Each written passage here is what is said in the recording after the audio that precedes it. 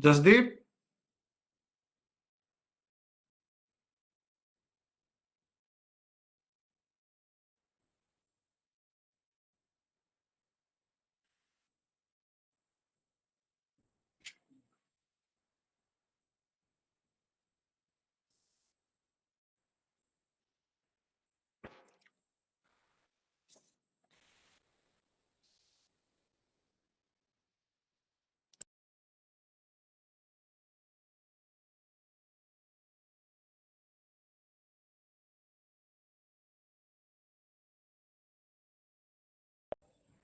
Yes, sir. Good afternoon. Hi, Jasdeep. Good afternoon. Sorry, sir. Everything It okay? took a while for me to actually unmute, so that. Is everything okay? You can see me, hear me properly? Yes, sir. Yes, sir. You are visible as well as audible, sir. Excellent. All right. So we start in 10 minutes, right? Yes, sir. We have one of our guests already log in. It is Mr. Ramesh Kumar that you can see on the screen. Yes. He is the CEO of the Mata Vaishno Devi Shrine Board. And we'll soon have Dr. Ankur Bhatia and the other Secretary Tourism from JNK also joining in soon. Yes, sir. Yes, sir. Somebody speaking to you. I don't know who's speaking to you. There's some background noise. I'll just give me a moment, sir. It's Dr. Bhatia's office calling me. Okay. Chal then. I'm muting myself. I'm stopping video.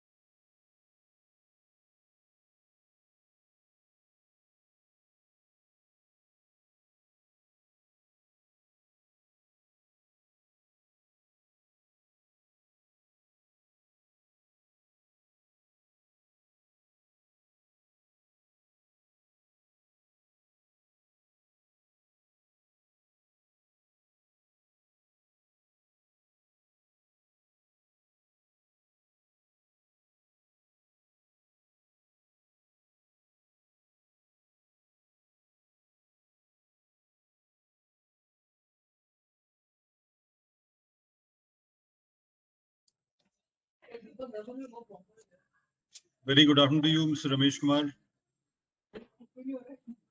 Jai Mata Di, sir.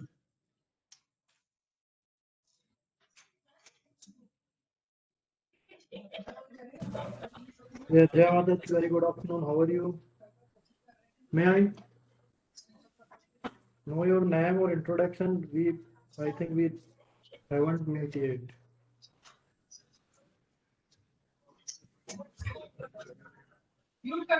Very good afternoon to you, Mr. Ramesh Kumar. Jai Mata Di, sir. Jai Mata, how are you? Sir, is the audio clear from my side? I'll just like to check that. Yeah, you are audible. It's clear.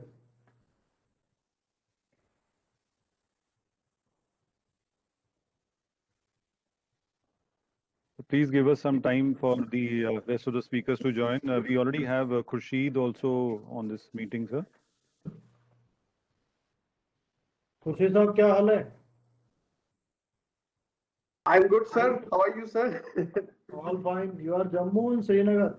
Jammu में हो, sir. I'm in Jammu. Last time मुझे बिठा ही दिया आपने.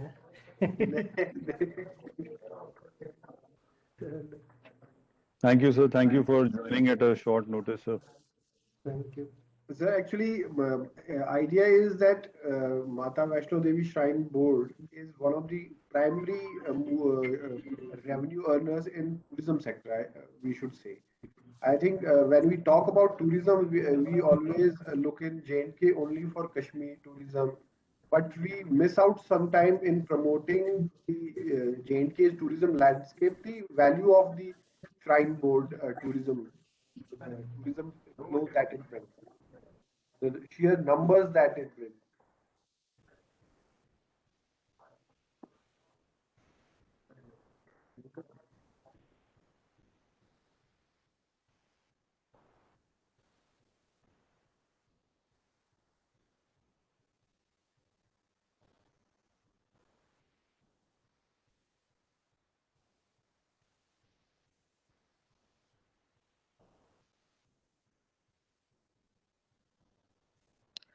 Khurshid, when are we joining? I mean, when are we expecting Secretary Saab?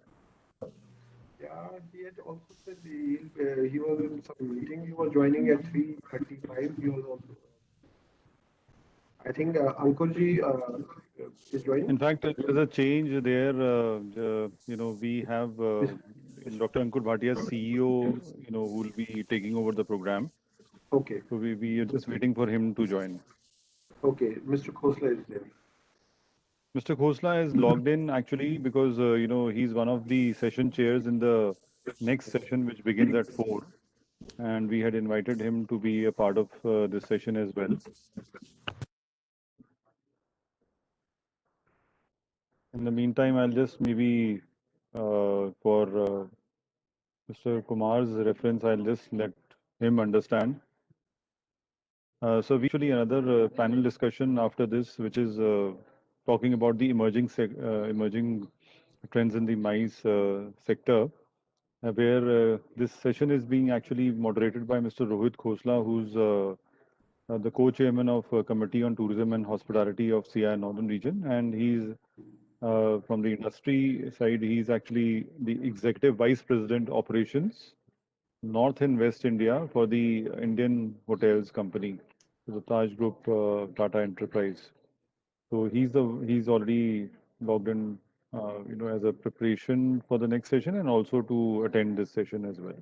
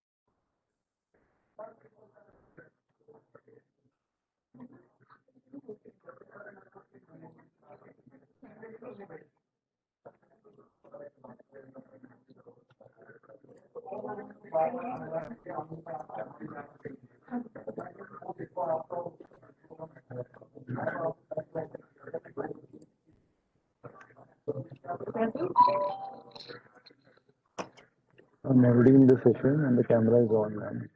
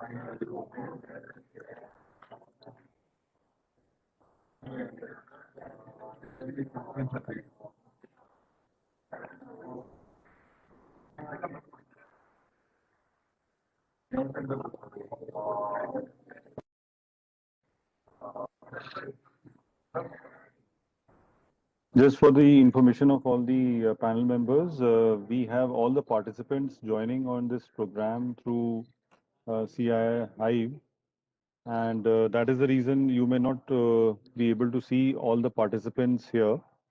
We have confirmations for 120 of them, and 20 of them have already joined in so far.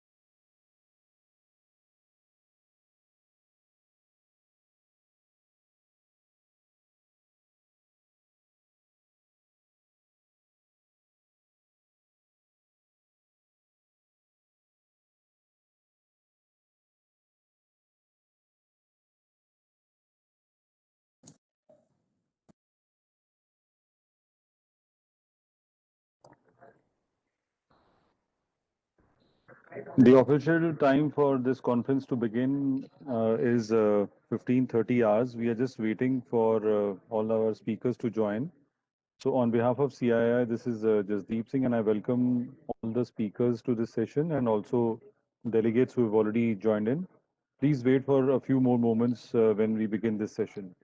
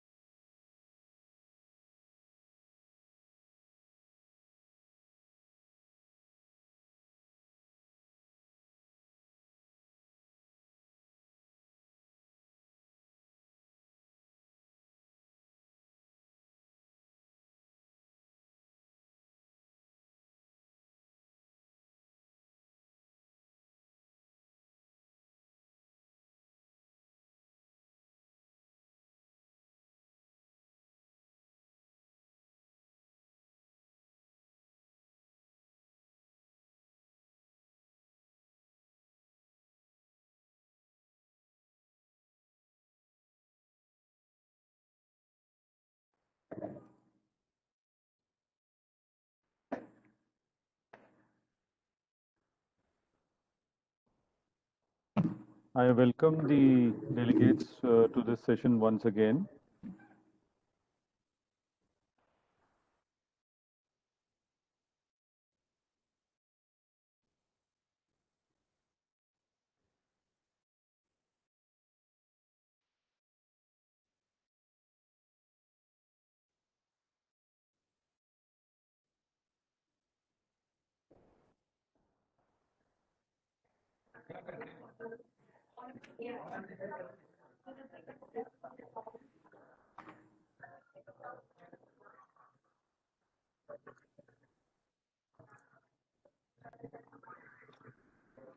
A very good afternoon to all the delegates once again.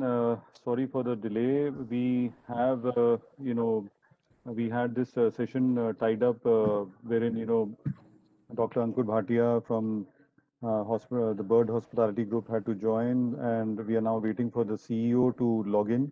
Till the time he logs in, we can actually now begin the session where we had two important guests earlier scheduled for this session. It was Mr. Ramesh Kumar, the CEO of Sri Mata Devi Vaishno Devi Shrine Board, and then we also had Mr. Sarfad Hamiz, the Secretary Tourism from JNK, Government of JNK. So till the time the other guests join, I would actually like to formally extend a formal welcome to Mr. Ramesh Kumar, the CEO of Sri Mata Vaishno Devi Shrine Board, and it's a very warm welcome to you to this summit. We already have 25 delegates who are watching this, and I'm sure we'll have more numbers keying in, wherein more delegates will join in. So I would like to begin this session where we would actually first want to understand, how the Shrine Board and your destination has been playing an important role into the tourism industry, and looking at the theme of our session where we are talking about the reviving strategies for sustainable business growth. How is it that the Shrine Board and you as an individual and your team, you are kind of coping up with the current circumstances which have actually hit the country exactly a year back? So over to you, Mr. Ramesh Kumar.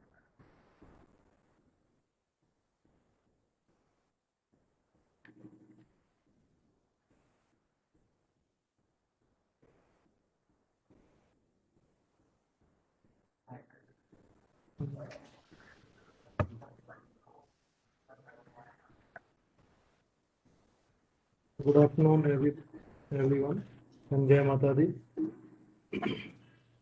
Thank you so much, Mr. Jasdeep Singh and CII. Gave opportunity to participate there, but it got very short notice by Khurshid. Earlier there was a meeting. I was trying to have very little time. Thank you so much. As you know, COVID impacted a lot on whole life, not only India, but all over the world. Pandemic which not hit only tourism or hospitality sector. Each and every economic system hit it a lot, but hard hit is tourism and hospitality sector. As you know, this sector is also labor intense sector, required many labor, and we will see the data. 8% employment all over world given by the hospitality and tourism sector, and I just read the 6.8% of GDP. You can say this is big sector. If this sector hit, then 8% of population of India or world, they are unemployed. They are not getting employment. And last year after lockdown, everyone is fighting, and there was a lot of innovations are there, and people are trying to get revived, but somehow now we are on line of the revival, but we were not on as pre-COVID situation. So new challenges are also there. As a CEO Shrine Board, I can say temples and all pilgrimage places also have a very much challenges. We have also hit last year revenue also. 8 months we are not getting any devotee in our shrine. One Navratra goes without devotee. Second Navratra was we were running, but with cap of the 7,000 of pilgrimage. Firstly, I will talk about something, how can we revive the tourism sector and hospital sector in India. I can say I will talk about 4 points. First is everywhere, government is big stakeholder for every economic sector. Government support is very much required. Government can support different types financially and other, you can say, licensing system also. Support package, many countries are announced, and J&K also announced the support package also. Because everyone is hated by, they don't have any revenue, they don't have any funds, taxation benefit.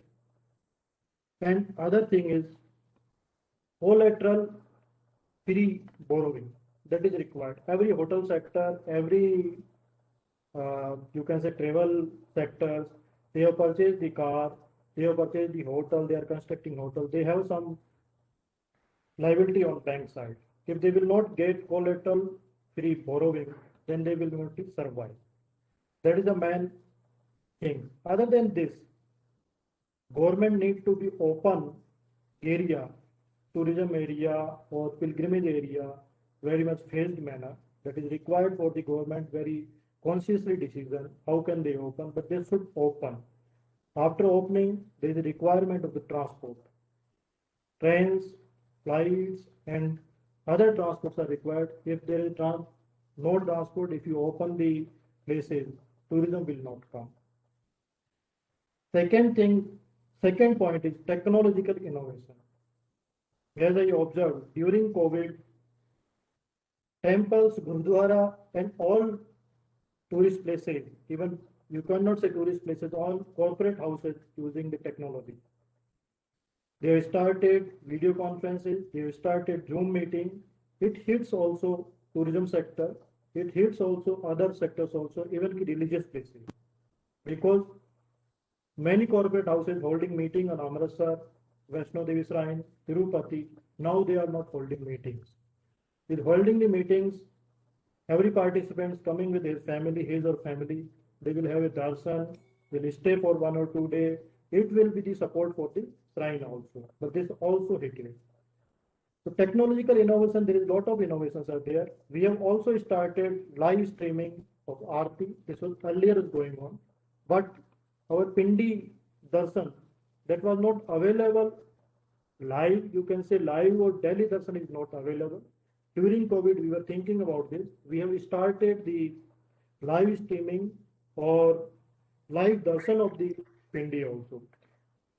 This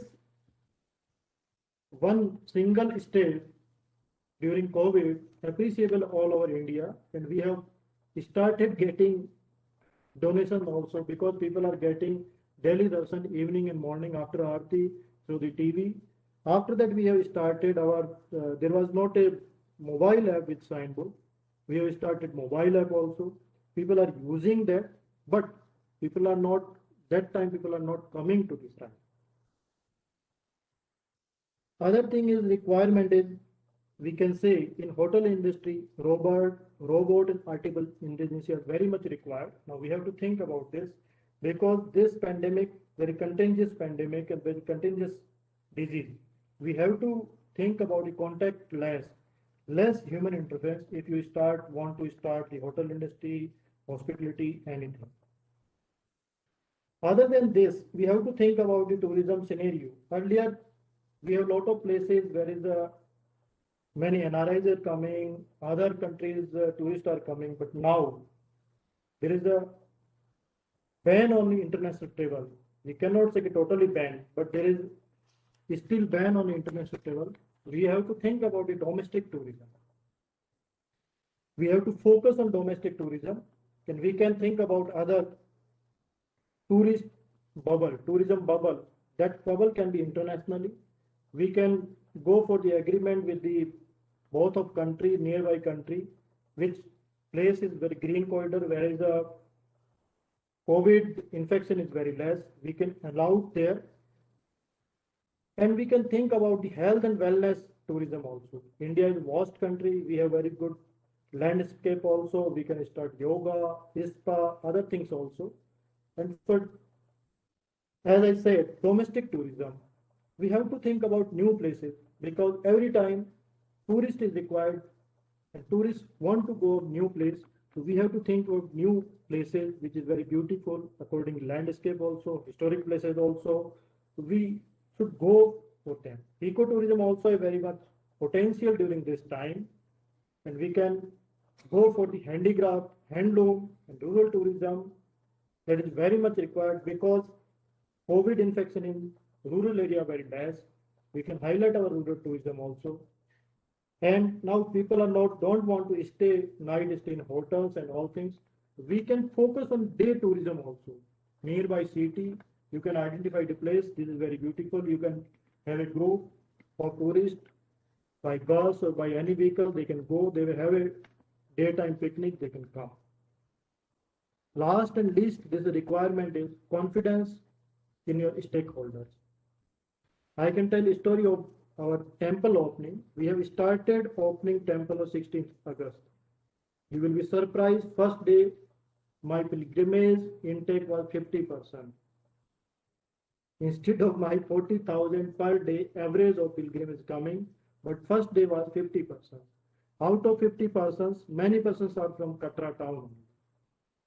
Because pilgrims don't have a confidence, we go there, what will happen? There will be infection, we will come with the infection. We have started this multi-pronged policy. First of all, education and awareness, which is very much required because people are not aware about your policies, people are not aware about COVID protocol, what protocol you are following.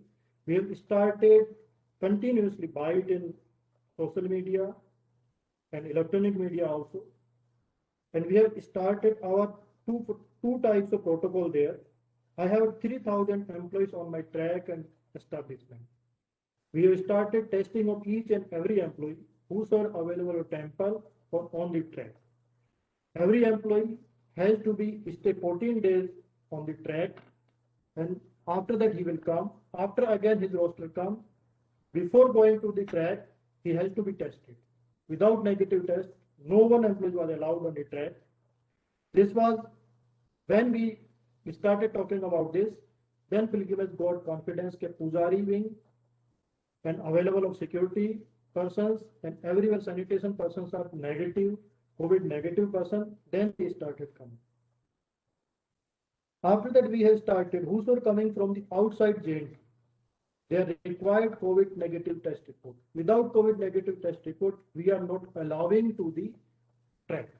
We still continuing this protocol also, but we have relaxing time period also. Earlier, we are required 48 hours. After that, we have done the 72 hours report. Now we are accepting 96 hours report. I am narrating both of incidents because everyone is coming on the shrine. Now they are confident because all shrines employees are very much negative. And outside, who's coming from outsider, he is also negative.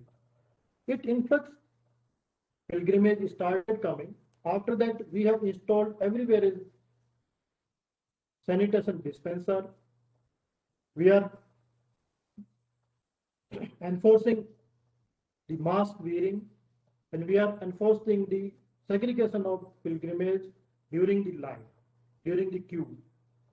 People are coming initially very less. Slowly they started increasing. Now I'm getting 15,000 pilgrimage per day on weekdays and 20 to 25,000 pilgrimage on the weekend days. You can say Friday, Saturday, Sunday. I was narrating this for the confidence of the stakeholder.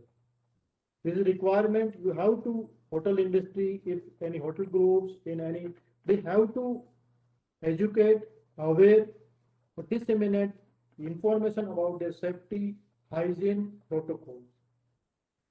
Other than this, we have to focus on different issues. We have started the registration. Earlier there was registration on sport registration. Very less online registration was there. And on spot registration, there was gathering of at a time 2,000, 25,000. We have stopped the on spot registration. We have started online registration only. We are getting pilgrims with online registration. They can get registered on the website of for mobile app also. After that, we are sanitizing our accommodation very well. We are changing the linen every day. And all track and all establishment, even battery car and helicopter. We have set the protocol, all sanitizing. How can we sanitizing? We have prepared the SOP. We have displayed the SOP to the pilgrimage also. We have displayed on battery car point. After every 3 trips, battery car will be sanitized. What will the procedure of sanitize? What will liquid we are using for sanitizing? We have displayed all things there. And the same things with the helicopters also. And we are forcing the PPE kit, mask and gloves during the heli ride also. This has improved our pilgrimage also. Now we can come to the Sanctorum Sanctorum. Sanctorum Sanctorum, earlier we are not allowing prasadam inside also. We are not allowing tilak. We are not allowing any offering to deity. And we are not allowing community prayers. When situation improved, slowly we are started allowing the prasadam, but pujaris are not touching that prasad. You can show or offer the mata on your hand, and there was putting 2 big buckets. There you can put your nariyal, your you can say chunni, and you can cook. But now situation improved. After that we have allowed. Now puja is getting the prasad also. We started the community prayers also, which called Atka Aarti in morning and evening. But that's also restricted. We are allowing only and only 100% at a time, morning Aarti and 100 pilgrimage in the evening Aarti. With the all as COVID protocols, they have to wear the mask. They cannot open the mask. And we are planning the sitting arrangement, maintaining proper social distancing. These are some steps which were taken by the Shrine Board. Now we are on the track, but we are not totally on the safer side. We are thinking new wave is coming. We are thinking to be strengthen our all protocols also. So these are the issues which have to focus on the tourism sector. Otherwise, people will not come, people will not out. We have to focus little small things. As I said, domestic tourism is very much potential. Eco-tourism, health and wellness tourism, and hotel industry has to be looked about. They have to be very good medical facilities there. We have to a doctor on medical call. They can do rapid testing, which can do it within 5 minutes also. And government sector will think about the vaccination pass also. Now we are coming with the COVID negative report. After 1 month, 2 months, we have to think about vaccine report pass. If you are vaccinated, you have a pass, you can go freely. This all about from my side. Thank you so much and hope we will survive and we will revive very well. Thank you. Jai Mata. Thank you so much, sir. Jai Mataji.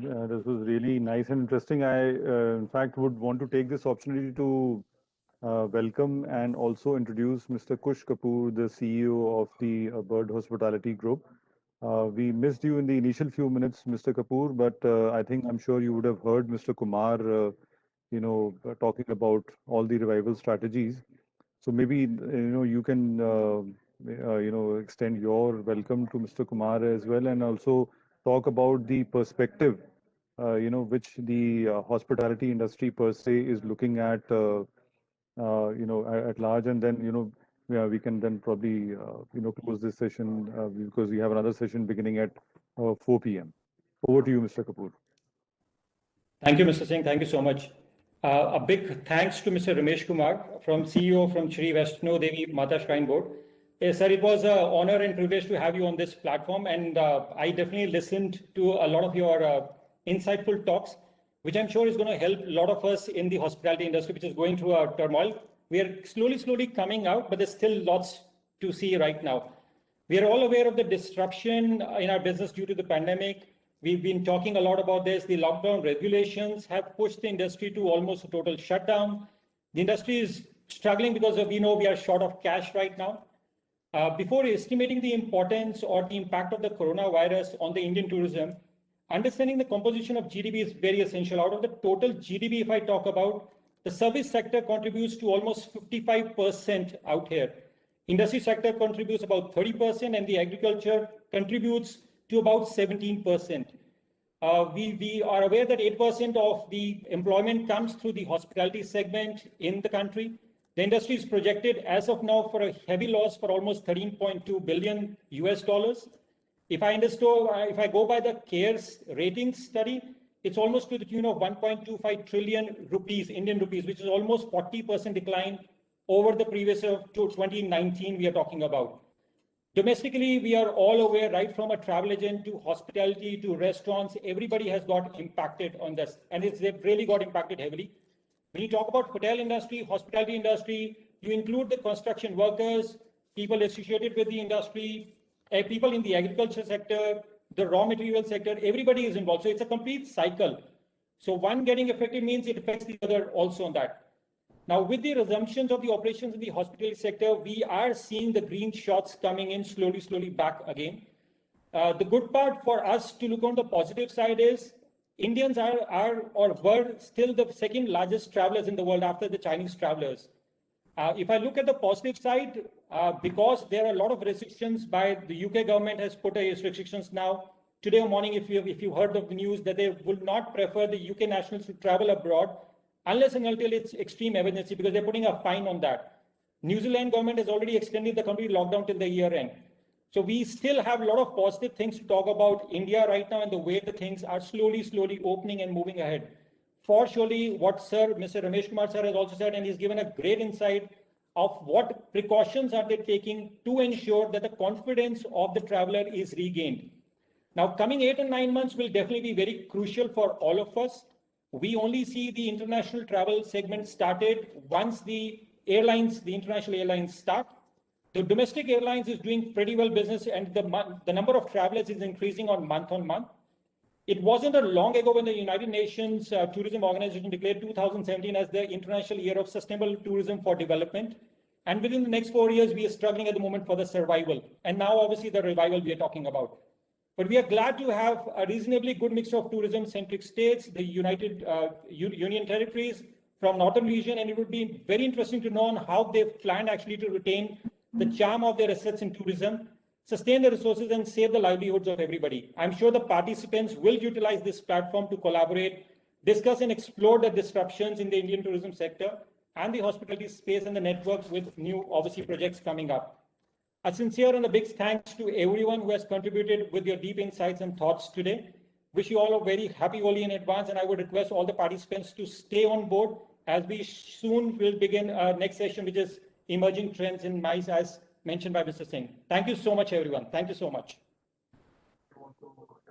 Khurshid, would you want to add anything here? No, thank you. Sir, I only see the positive signs coming out, I would say. If I talk about the hotel industry, we ourselves have seen our hotels doing pretty well. Month on month, we only see the revenues moving up. We do have a struggle right now in the Indian hospitality sector pertaining to the rates, which will still take some time to come back to the pre-COVID numbers, I would say. But if I talk about the wedding season, where the government has allowed the 200 numbers coming in, I mean, I'm sure everybody is aware, Indian wedding business is the second largest business in the world after the US. So we do roughly about 1 crore weddings in India, which is to the tune of about 50,000 crore rupees of business. And as I said, thanks to the way the Indian government has been able to, with the CII help of everybody, we've been able to actually educate the Indians in terms of the hygienes, taking precautions, which is working fairly well, I would say, compared to the second or the third wave, which is happening in the European countries right now. So we are on a far better side. The only precaution we'll have to make sure we push this further in terms of health, sanitization, vaccination is on. So I'm sure people are getting curious to know how is it going to affect. And the business I only see moving ahead with the positive shots moving ahead from here onwards. Thank you. Thank you. Thank you, Ramesh sir. Thanks for giving us your valuable time. And surely we at CII will again reconnect with you and take ahead the agenda of development with the Shrine Board. Thank you, sir. Thank you, Mr. Kumar, and thank you to Mr. Kapoor as well. We would request you to stay on in case time permits, because we are just beginning with the next session, and we now hand over the session formally to Mr. Khosla. So over to you, Mr. Rohit Khosla, for beginning the next session. Good evening, everybody. Namaskar. A very, very warm welcome. I know these are very difficult and dreary times, but at least we can get a smile on our faces. So let's just at least smile and wish each other a very good evening. Thank you for joining on this very interesting session that is being done by the CII Northern Region. I'm delighted to be joined by my colleagues on the panel, Mr. Amrish Tiwari, Mr. Kotru, Mr. Nikhil Sharma, Mr. Ranveer Gupta, and Mr. Devajan Kundu. So we are very excited to have this session with you. We decided as panelists to make it interactive and interesting. And so instead of getting into very long, drawn out introductions and monologues, we thought we would make it interactive and interesting.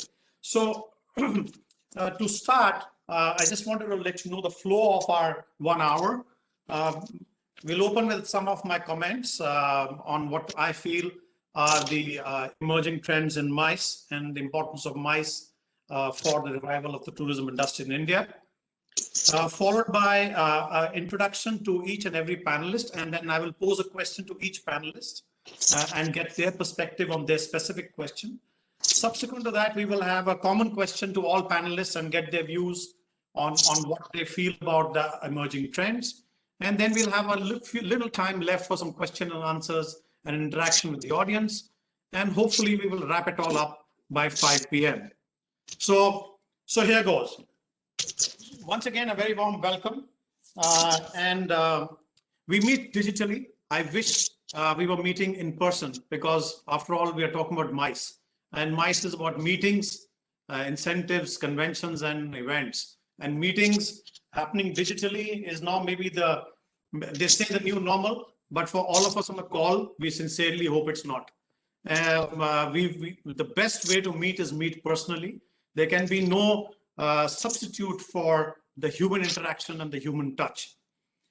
Coming to MICE and coming to the situation today, as you know that we are facing the biggest black swan event that the industry has ever faced. And our industry has been severely hit by the effects of the pandemic. There was the first wave. Nobody knew what was happening. All of us were grappling with the unknown. It was a VUCA moment. It was volatile. It was uncertain. It was confusing, and it was ambiguous. And then afterwards, we slowly started to get our feet and started to regain and started to say, okay, how do we survive this? And today, as we moved into the revival phase of our business, suddenly we have been hit in the Indian subcontinent with the second wave. So things are very, very volatile as we speak. However, as all of us in the industry are, we are optimistic, we are positive, and we are committed to our industry. And we know that once the vaccination is done, once immunity levels are increased, our industry will bounce back and will bounce back very, very strongly. The MICE industry pre-COVID was supposed to grow at a CAGR of 7.5% and reach $1.2 trillion by 2023 globally. Asia Pacific was supposed to grow at 8.6%. And India was ranking about 5th in the MICE business in Asia Pacific. India outbound meetings, incentives, conferences, and exhibitions, tourism market size was set to surpass 11 billion by 2026. All of these sound like great dream stories today because of what we are facing. However, it is important to put back in perspective the importance that MICE had for our industry. Out of the total of 12,563 international meetings in a year, India hosted only 1.4% and ranked 24th worldwide in terms of MICE and MICE destination. Indian market, according to some estimates, was worth about $2 billion in terms of business and was supposed to grow at 8% every year. All of these are very nice to hear because these are all pre-COVID figures and projections. Life has changed for all of us. No doubt about it. And today, all of us are battling with reviving the industry and getting a feedback, and then maybe hopefully revival of the industry. We in India have been focusing on MICE, and like the panelists in the previous session mentioned, Mr. Kush Kapoor, about the E part of MICE events. And I think we are very grateful that we belong to this subcontinent where the big fat Indian wedding is the one that has saved our lives to such an extent. Because ever since the opening of COVID and relaxation of the guidelines, where it was first 50 people allowed for weddings, then went to 100, then 200, then to unlimited outdoors. And now, unfortunately, because of the second wave, again, it is being cut down to 100 or 50 or even cancelled in some locations. But weddings have been the placeholder for us in the industry, because this particular event that happens in India is something that no matter there is pandemic or not, everybody wants to celebrate and everybody looks forward to that. Once in a lifetime event, the wedding. We are very grateful to all our our customers, our clients, for the support and for the faith that they have placed in all of us, because the last couple of months have seen some excellent wedding related revenues. MICE is beyond weddings and just beyond events. It's about meetings, and it's about incentives, and it's about conventions.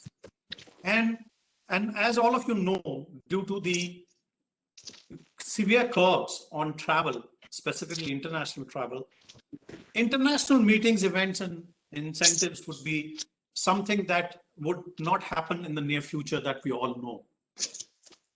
But domestic MICE is something that we are looking as to revive going forward.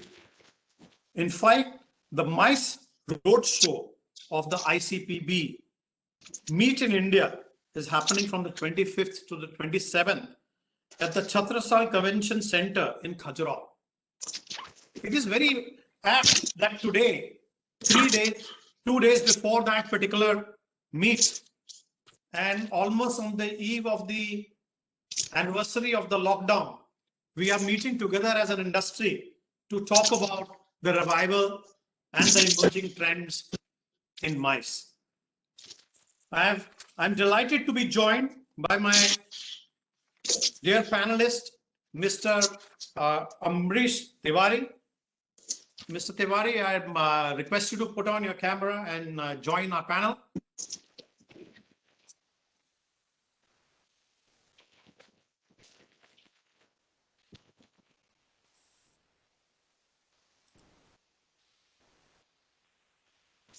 Seem to be having some connectivity issues with Mr. Tiwari. So I'll move on to my next panelist, Mr. Shiban Kotru. I can see him on the screen. So Mr. Kotru, thank you so much for joining. A very warm welcome. Mr. Kotru is the president of the Uniglobe Indica Travel and Tours Private Limited. Travel and tourism industry experience of almost 50 years with a post-graduation in maths. And we are happy that, normally people say people who don't get into good colleges get into hospitality and tourism business. And here we have a postgraduate in mathematics amongst us. So we are very delighted to, you'll uplift our standards in our industry. So 40% of his, 40% of the period was spent in the government tourism agency, ITDC, and the balance as business head in the private sector. The area of expertise has been tourism development along the lines of MICE and outbound. Mr. Kotru is the member of the National Tourism Committee, CII, and PhD Chambers, and the Tourism Aviation Committee of the SHM. So welcome, Mr. Kotru. I have a question for you. Since the pandemic has been the biggest black swan event to hit our industry, how do you think the government can collaborate and help my segment to revive in our country? Over to you, Mr. Kotru. You'll need to unmute yourself, sir.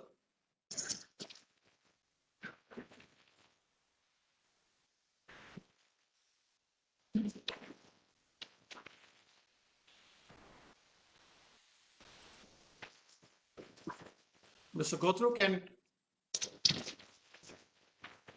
were you able to connect? Yeah. Yes. Yeah. Is it okay? Yes, please. Over to you. Yes. I hope you got my question. Thank you very much, and good afternoon, Mr. Khosla. I remember having met you about 1.5, 2 years back at the Taj. You remember our meeting? Yes. It was in connection with such activity only. Now coming back, and first of all, I must convey my thanks to CII for having put this event together so that we can discuss and talk about forthcoming pandemic effects. Now, the question is related to how the government is. Government has a big role in helping out the industry, travel and tourism industry, where MICE is a big constituent of business activity. They need to be looking into, first of all, I would suggest and recommend that they should look into what are the negative effects, how much, I mean, you have just given Mr. Khosla a large number of numbers. Those numbers were predated COVID numbers, right? Today, where do we stand? We stand nowhere. It is all dissolved. We can be very optimistic about things, but when optimism alone does not help the business to go up, therefore, government has to look at various aspects of how to make all these entrepreneurs into the business of tourism, particularly MICE. How do they survive the onslaught created by the pandemic? Now, I would not like to get into the numbers. You have already rattled out the numbers given by various agencies, including and running into trillions of dollars of business all over the world. The first negative impact assessment of the government is very important. How much, where do we stand? That has to be assessed by the government. Where does the industry per se stand in terms of the losses? And therefore, the next step is have to get into future competitiveness. Now, how does that competitiveness come about? When there are the issues of cash crunch with the industry, the people who are into the business, they have cash crunch, etc., etc.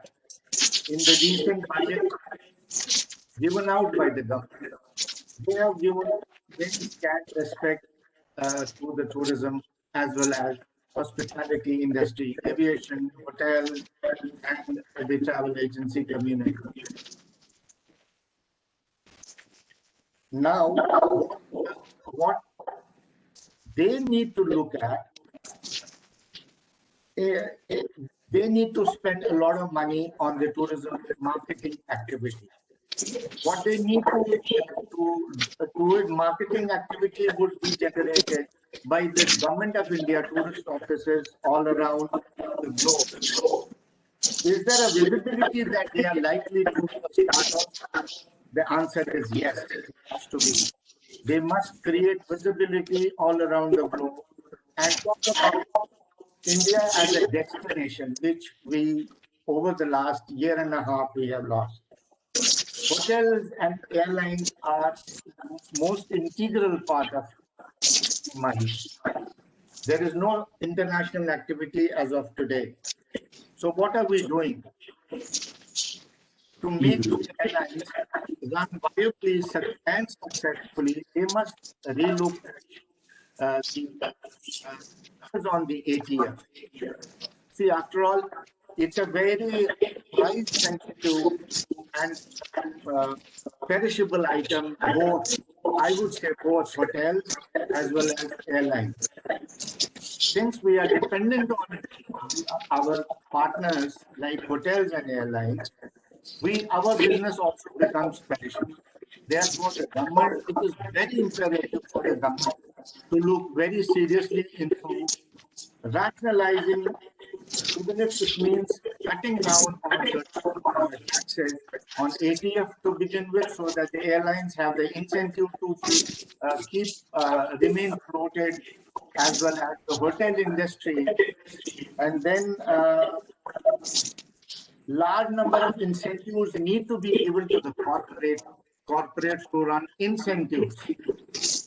Now, how those incentives should come to the kitty of the corporates directly, maybe by way of GST nationalization, how much they want hotel industry or the aviation industry to earn by way of GST rationalization.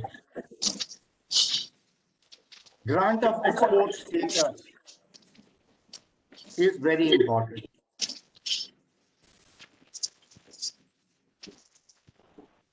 Bank financing, for that matter, whatever the the hotel industry are incurring a lot of bank loans, so they should be reworked as far as the interest on the banks, particularly in the hotel section is concerned. They should restoring the CII, and that 10% that needs to be considered.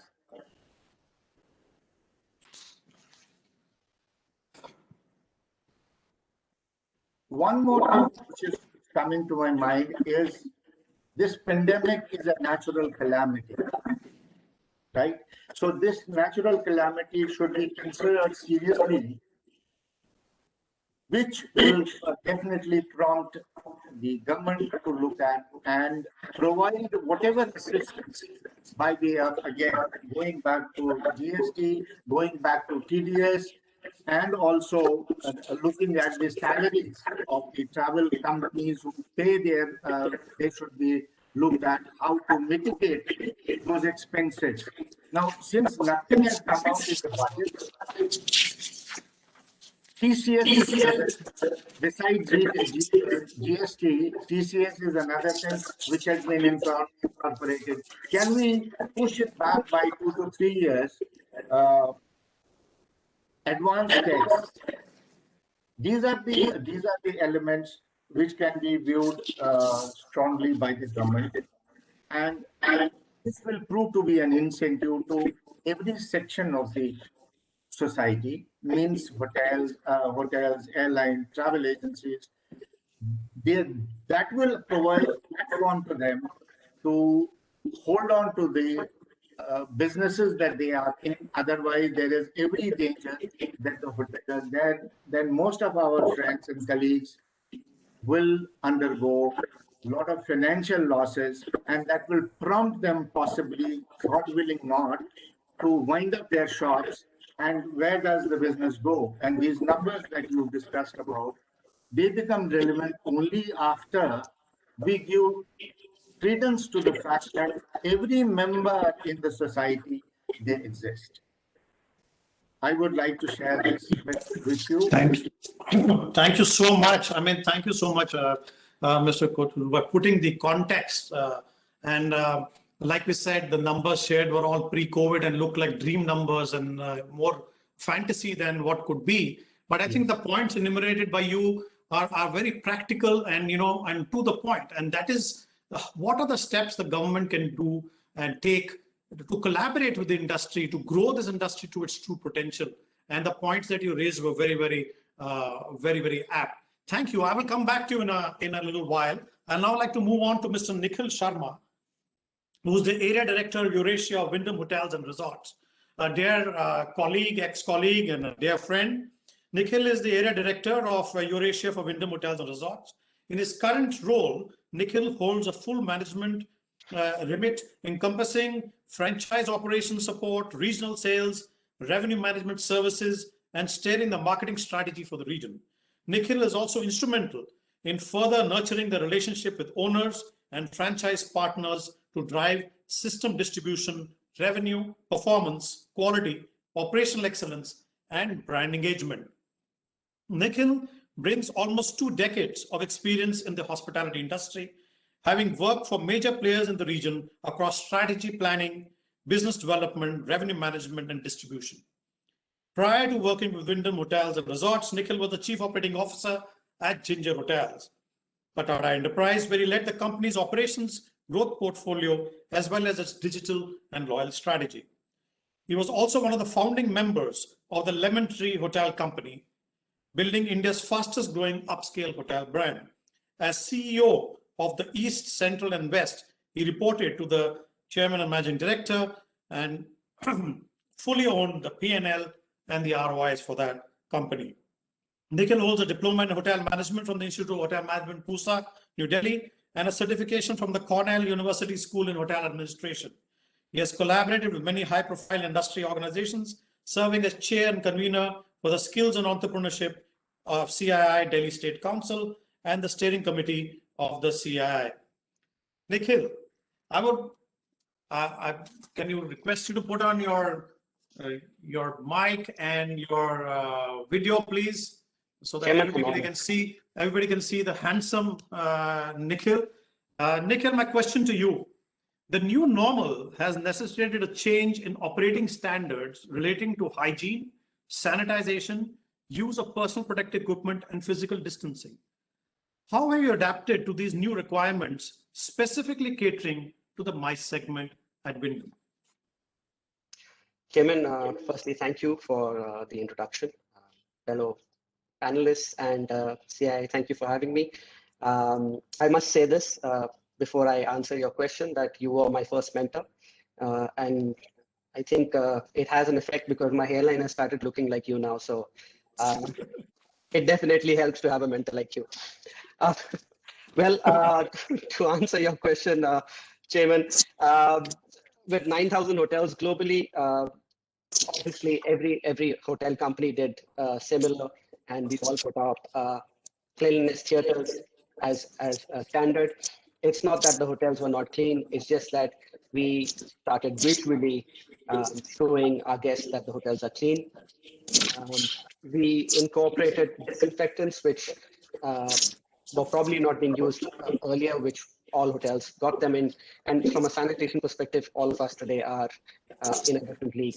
From a MICE perspective, I think, like you said, social events really saved the skin in South Asia and in India.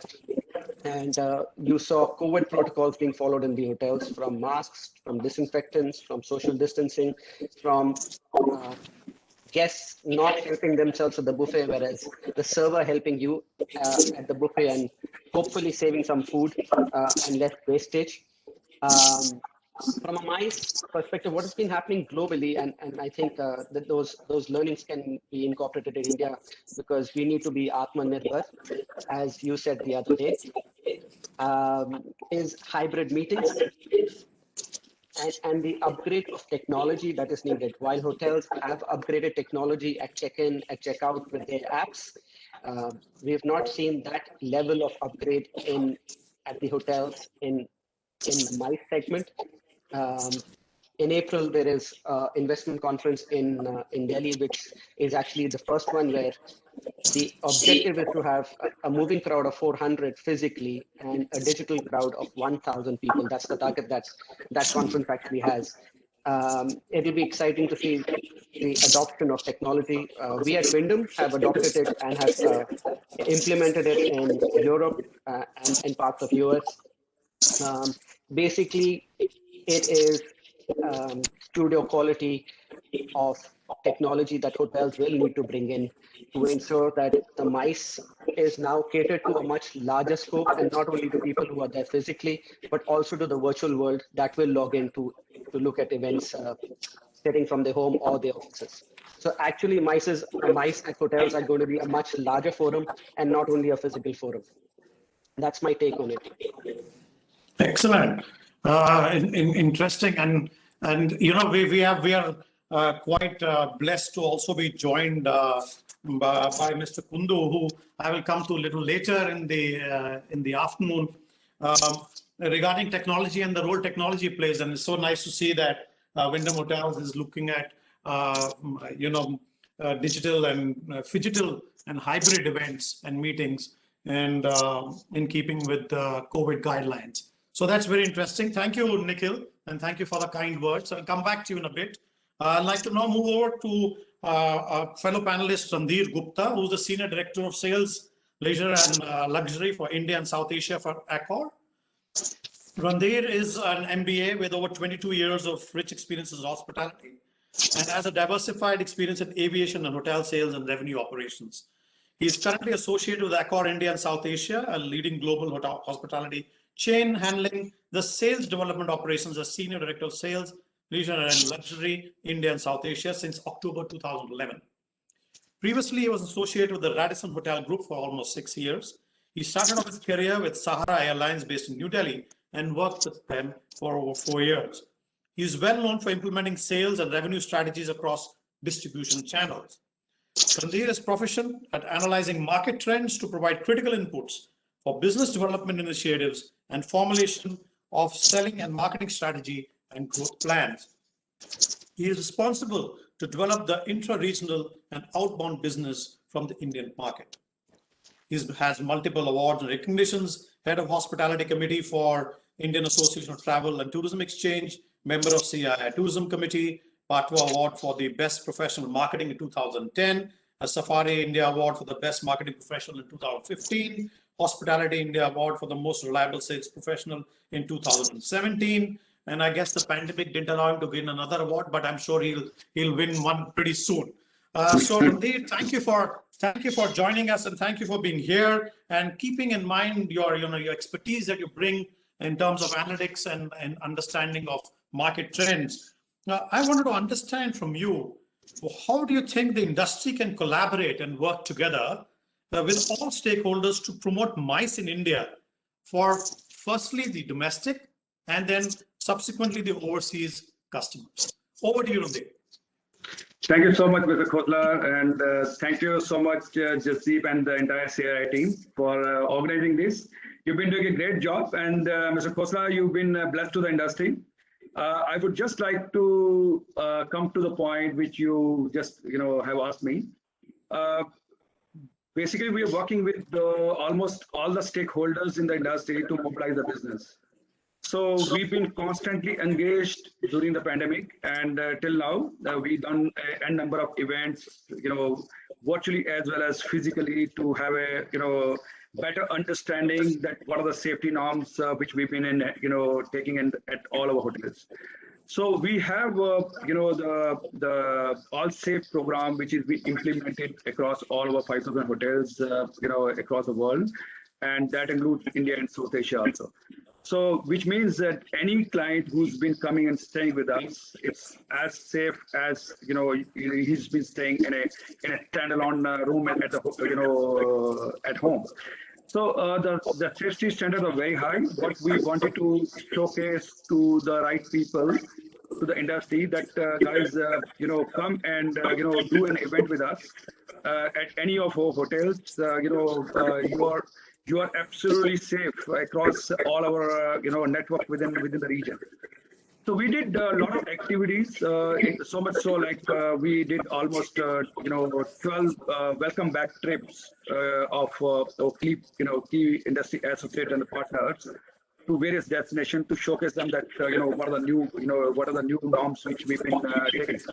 So at the hotel level, so while we are doing that event, so everything has been pretty well safe. The safety SOPs are very strong. Wherever you are, we are taking the events in limited numbers.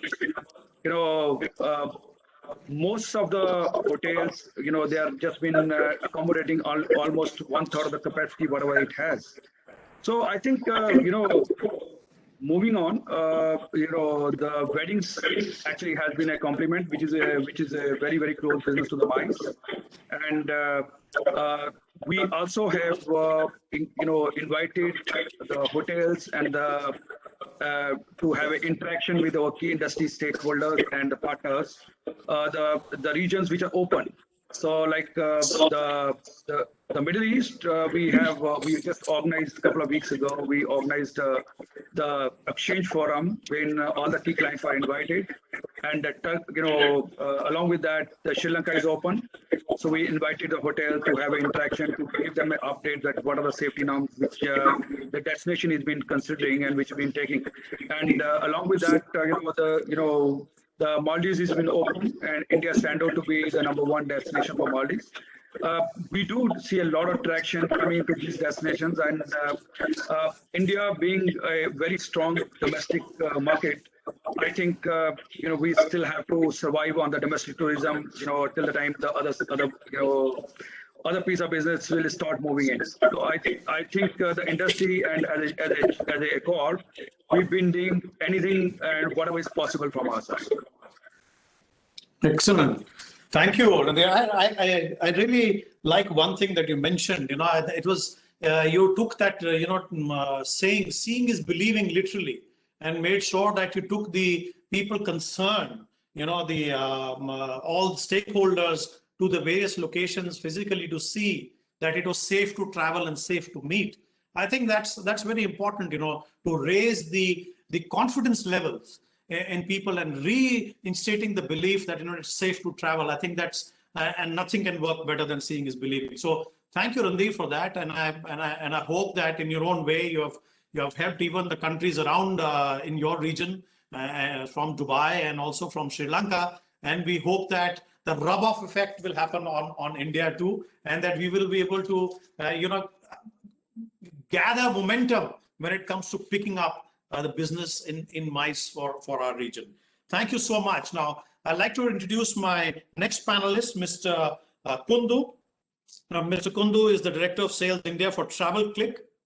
It's an Amadeus company. He's responsible for driving business and managing customer relationships for Amadeus Hospitality in the region, and has a strong customer base in hotel distribution, business intelligence, CRM, and digital marketing. Before joining Amadeus Hospitality, he was a hotelier in India in the leading sales and marketing teams in chains like Oberoi Hotels, Marriott, and Hilton. He has been awarded the FHRI Young Sales and Marketing Leader of the Year in 2013 and Hotelier India Award in 2014 for his assignments. He has 17 plus years of experience and started his career as a corporate trainee with a Hyatt Regency in Calcutta after completing his hotel school from India. He's completed a master's degree in business administration from the University of Wales, Trinity Street. So, Mr. Debananjan Kundu, may I request you to put on your camera and your mic, and we are all very keen to listen to you, because our fellow panelist Nikhil spoke about technology, and nobody better than you to talk about technology. Being at the forefront of the technology interfaces for travel and tourism industry, how do you think technology can help promote MICE business in India? Well, thank you, Costa, for the kind introduction, and also to the CII and Jasdeep for having me here. It's a deep subject. I can go on for hours, but I'll try to keep it short in interest of the entire team and the interest of the audience who's listening. So I completely resonate with the speakers who spoke before me about 2020 being a very unusual year. It's been a year of great disruption, both for the hotel industry and the meeting industry. And both these industries have been deeply impacted across the globe. Hotels continue to face uncertainty about the depth and duration of this global crisis. and continue to face challenge of dismal occupancy, be it in the key metro cities, be it in the tier 2 cities, tier 3 cities. The biggest challenge continues to remain occupancy. And while we have seen some revival of business in pockets globally, and the situation is different in different parts of the world, one thing that is changing the way we do meetings is definitely the adoption of technology for all the stakeholders in the MICE space. Now, when I speak about stakeholders, this includes the customers who are conducting meetings, organizers like the PCOs and the DMCs, the participants, importantly the delegates who are attending these conferences in such tough times, to all the vendors, be it audiovisual vendors, be it the event managers, be it the other vendors who are part of the larger MICE operation. So let me talk through the different stakeholders and share how technology is enabling them in various aspects, starting from sourcing the business to in fact managing their business, and after the event is over, to even handle billing and guest feedbacks. So let's look at the customer first. Organizers who are planning a meeting in current times or even in the next few months, with the restriction in travel, most of them are not planning to travel right now. Let's talk about India. No one can come into India from outside and attend a site inspection, which is considered to be a deal breaker in any MICE opportunity. So, and especially with the sudden spike in cases again, what is really key now is how well equipped a meeting space is to be able to conduct a virtual site inspection. Apart from that, also a hotel's website holds a very, very key in getting queries from international or even domestic meeting organizers. So the key question to answer here is the hotel's website enabled to generate a MICE query? Now, there are RFP tools like you must have heard about Cvent and Starlight, which are specifically designed for MICE to be able to get a query to the hotel. Now, a hotel has higher probability of receiving potential leads and also convert them when they have seamless connectivity with these platforms. What I also feel in current times is the ability for a customer to choose the way he wants to do a meeting. Let's say, for example, in current situation, how about a customer getting a tool with which he can actually plan the whole seating in a venue, keeping in mind, of course, the social distancing. 3D representations of meeting venues are available right now, which can include your seating arrangements, your pre-functions, layout illustrations, and all of this is available to customers. The best part is that these are not something that is being researched or being developed right now.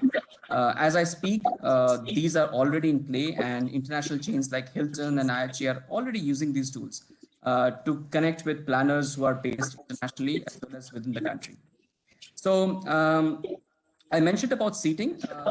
It can also expand to breakouts. It can expand to choosing a projection, what they might need for a conference. And even contracts can be digitally signed now without having to meet a single hotel representative.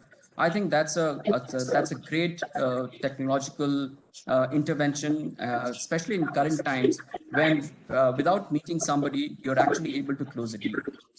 So we at Amadeus, we use something called the Amadeus Sales and Event Management Software. I'm sure you must have Delphi. We have renamed Delphi now as Amadeus Sales and Event Management. That software can do all of this just at the click of a button, events which would take few meetings and hours of discussion can actually be finalized in hours now. Now, let me also touch upon the PCOs or the DMCs who organize small to large conventions. The intervention of technology for them is equally important. So even large-scale events now can be frictionlessly handled by virtual registrations, group check-ins, customized room confirmation for the delegates. all of this is possible, which the PCOs and the PCOs are doing right now. Seamlessly connected technology platforms with API integration can save humongous amount of manpower hours which were earlier spending in planning and executing the event. And organizers see a great benefit in such technology where human intervention can be minimized to nil. And we have been an undisputed leader in providing intelligent technology solutions for such complex problems. So I can go on and on. I just wanted to touch upon a few of them so that you can look at the transformation that technology can bring in MICE in the current situation.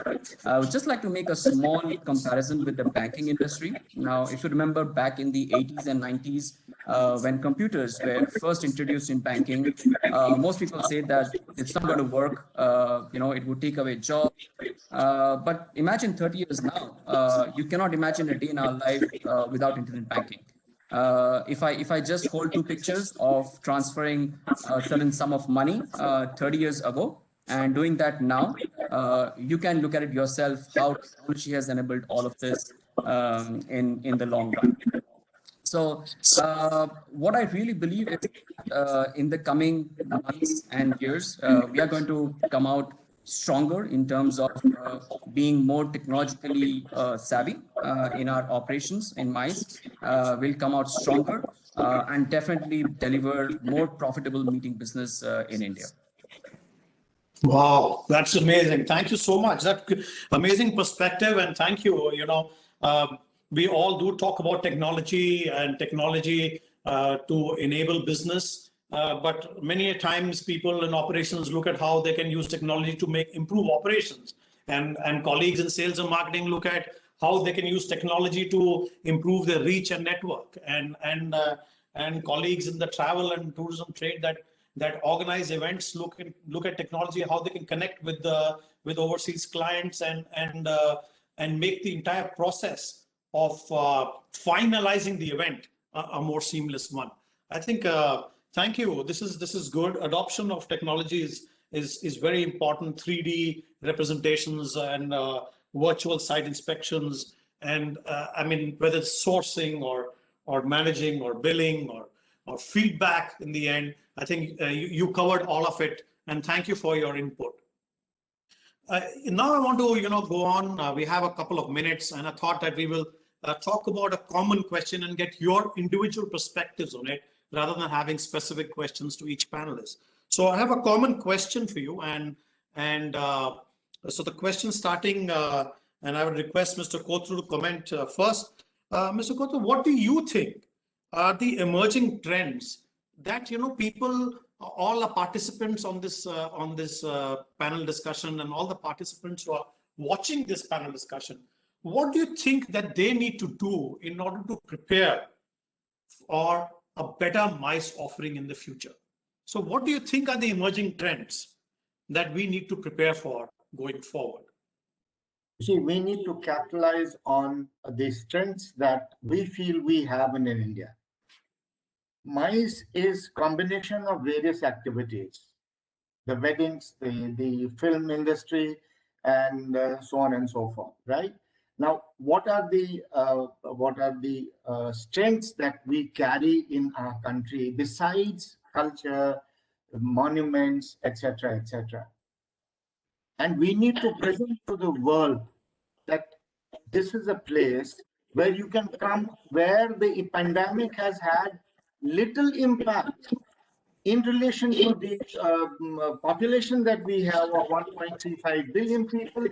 We just had, and mortality rate has been just 1%. Therefore, these are the positives that we need to carry to the world. And the nodal ministries need to put all their engines on and go to the world and say, hey, that here is a country where you can have, let's say, alternate medicines. You have nature. You can come and relax for yourself. And those are the positives that they can take forward and incentivize people to come in let's say in terms of visas, don't charge anything on the visas, and make sure that the visas are granted immediately after everyone applies. We need to go back to the world and say that we are a safe country, right? And we, therefore, you need to come and look at us. People, today, globally, people have a pent-up drive to move out, but move out where? So this is the place we need to position ourselves somewhere and tell them that this is a safe visit, be it in terms of volumes. We may not get big volumes as far as MICE is concerned, but at least 50 to 100 people coming in for an international event into India and holding it very successfully, keeping all those protocols and parameters. These are the only way that we can go to the world and tell them we are safe. Similarly, within the country, we need to relook at all the locations that we are identifying for MICE activities. They are safe, only just not pile on Goa. There are several other places where we can, put people together for the MICE activities. Yeah, that's interesting. I think what you're saying is safety has emerged as a very important aspect and a very important, deal breaker in terms of deciding where a MICE event would be, and promoting our country as a safe destination and promoting our venues as a safe destination are definitely something that we need to work on, besides capitalizing on the diversity that our country brings in, whether in terms of, art, history, culture, food, music, etc., etc. So I think very interesting point, Mr. Kothur. Now move on to Mr. Nikhil Sharma. What do you think, Nikhil, are the emerging trends that we need to prepare for going forward for MICE? So, Chairman, I think a few trends that are here to stay. Of course, enhanced hygiene and safety. Masks are not going away anywhere. Masks are going to be there. People are going to use more and more sanitization, personal, and they'll expect sanitizers at events.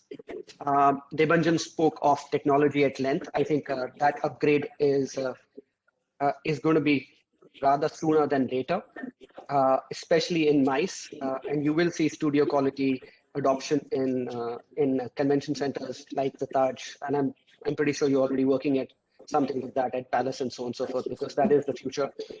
The third thing I think is F&B is going to be a little bit more innovative, and it could even be time slots at conventions, at MICE events, for people to come in smaller groups in a dedicated area, and for that area to be then turned around in a hygienic fashion. So that is the third element. And the last one, and I'm going to refer to Booking.com's survey of 2020, is sustainability. And I think it's extremely important. 82% of the respondents actually said they will book if a hotel is sustainable, and 70% of them said they will stay in sustainable hotels. So I think sustainability is a big piece in MICE, and that is only going to grow as we move forward. You're absolutely right. Green meetings. I mean, this was something everybody was dabbling with before the pandemic, and I think it's after people have spent so many hours at home and reflecting on life in general, I think everybody has realized that you cannot mess around with the planet. And I think sustainable meetings and sustainable tourism is definitely the way forward, and truly an emerging trend that everybody on this call needs to keep in mind, not only while preparing for MICE, but also while selling MICE. Like Mr. Kothur mentioned, when we talk about what is a diversity in our country to sell our country as a MICE destination, one of the important things to also say is we are also green and we are sustainable. So I think very good comment. Thank you, Nikhil. Move on to Randhir. Randhir, what do you think are going to be the emerging trends that we need to prepare for? So, Mr. Khosla, I believe some of the points has already been addressed by my fellow panelists. I think the technology and the safety will remain the paramount. and it's going to play a very, very vital role in in the MICE movements in the coming times as well. Along with that, I believe what is happening is the size of the movement is getting reduced. So earlier, the kind of the mice which we used to get in a larger numbers, I believe due to the safety norms, the state guidelines and the center guidelines, it's already been reduced, and the hotels are also been trying its best to take the numbers, as limited as possible, so that there can be adequate social distancing at all the functions. So other trend which we see is the some of the destinations, the island destinations, definitely are doing much better than the others. That's one of the key takes. And we are also witnessing a lot of MICE movement is getting converted into the FIDs. So which means the partners, those who used to operate a lot of MICE group with us, so they've been pre-buying the set number of room nights with you to 3 or 4 destinations and distributing to the consumers to be utilized as their personal travels. So all of them, they are not coming together. So the 2 guys are coming in one go, another family is coming at a different times. So that's been an emerging trend, and we've seen this happening within India and within the destination which are operational at our side. Wow.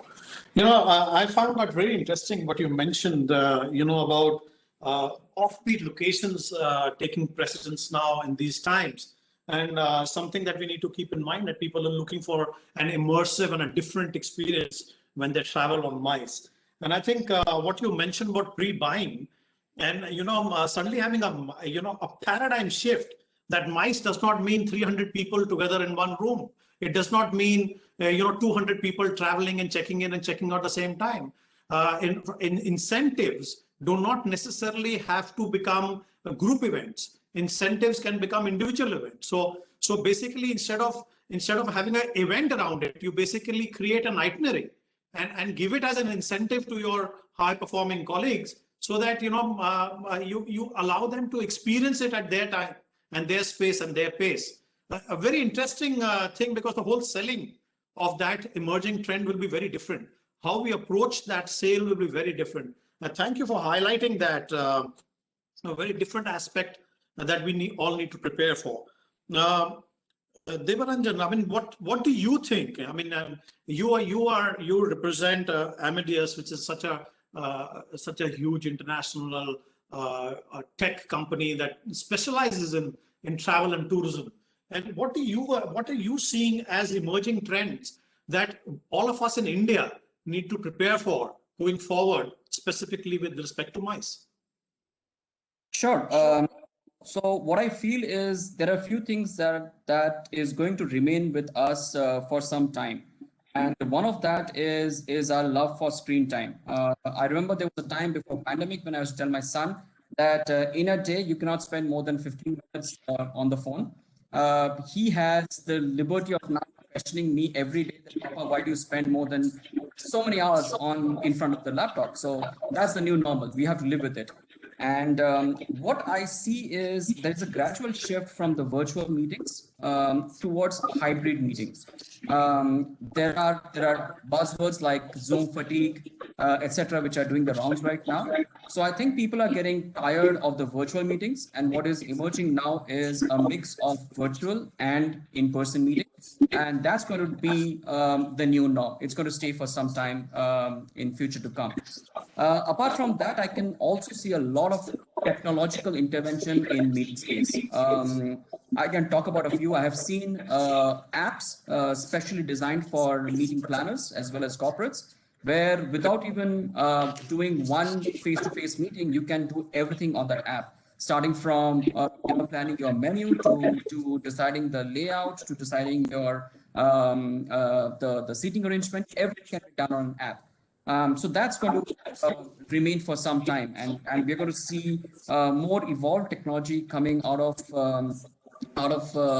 that in the meeting space. Apart from that, as Ametheus, we have done a few things, and I would like to quickly talk about them as well. Different countries have different requirements for vaccination right now. And traveling in the next few weeks is going to be very, very difficult with all your test reports and with your certificates about being COVID negative, so on and so forth.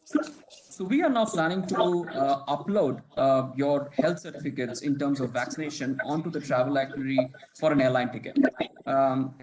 So think about a 1,000 delegation event where everybody has to come in with their documents. If all of that is available along with your airline itinerary, how cool it's going to be. Apart from that, we also have announced a partnership with Microsoft. And you never know, probably in the months to come, you would probably be able to sign in for a conference directly from your Outlook. So those are the few things that I see emerging in the MICE space. But as I speak, technology is ever evolving, and there is more to see in this space in the coming months and years. Wow, your screen time and your son telling you to get off the screen time, and that's a new normal. I recollect it. Oh, no, nobody should spend more than half an hour in front of a screen. Your eyes are going to get spoiled, etc., etc. And now, children from the age of 5 are attending classes for 5 to 6 hours, staring at a screen. And unfortunately, not everybody can afford to have a nice, LCD screen in front of them. Many of them are watching it on a small phone. And, you can just imagine the impact that it's having on their health, especially eye health. So that's a challenge going forward. I just want to come back as a last parting question before we close to all my panelists. And it's basically a question that is a surprise for all of them. I didn't prepare them for this, and we didn't discuss it. But I just want, 3 words that for you define the future of MICE in India. 3 words, not sentences, 3 words. Starting with you, Mr. Kotru.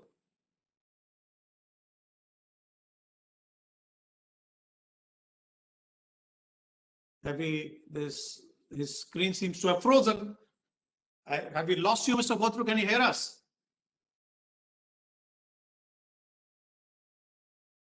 No, I don't think we can hear him. We'll come back to you, Mr. Kotru. Okay, over to you, Nikhil. Battered, not beaten. Battered, not beaten. I love it. That's the attitude. Great one. Thank you, Nikhil. Randhir. Can't hear you. Please unmute yourself. I think evolution, sustainability, and the positivity that's going to play a very vital role. Thank you, Randhir. Thank you, Mr. Kotru. Can you hear us now? Yes. Alive. Yeah. What are the 3 words? Yes. Alive to all difficulties. We are alive. Alive to all difficulties, but we move forward. We move forward. Excellent. Devajanjan, what do you think? Well, I have made a slogan with 3 words. Let's travel again. Let's travel again. Wow. Absolutely.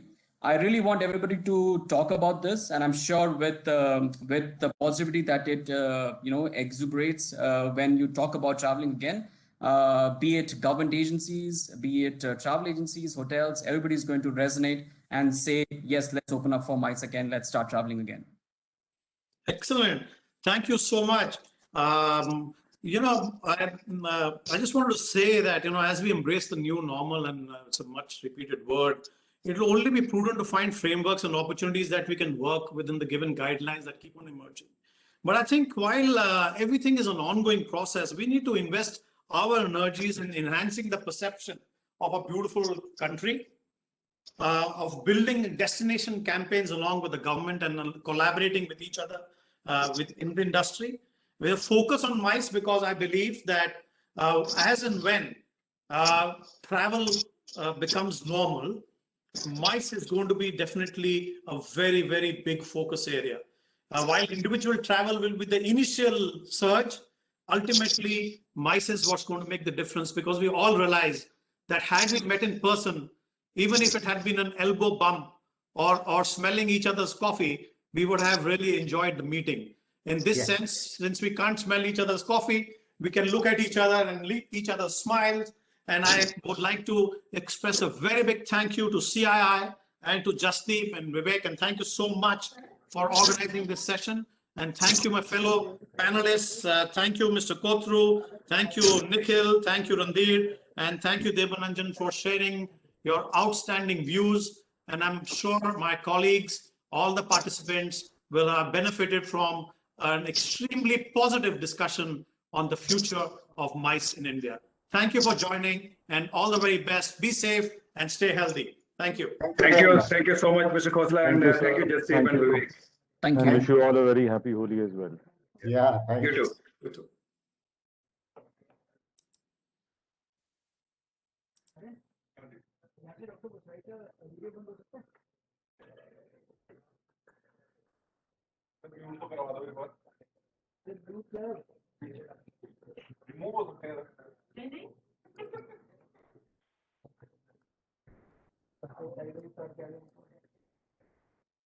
जैसा बंद हो गया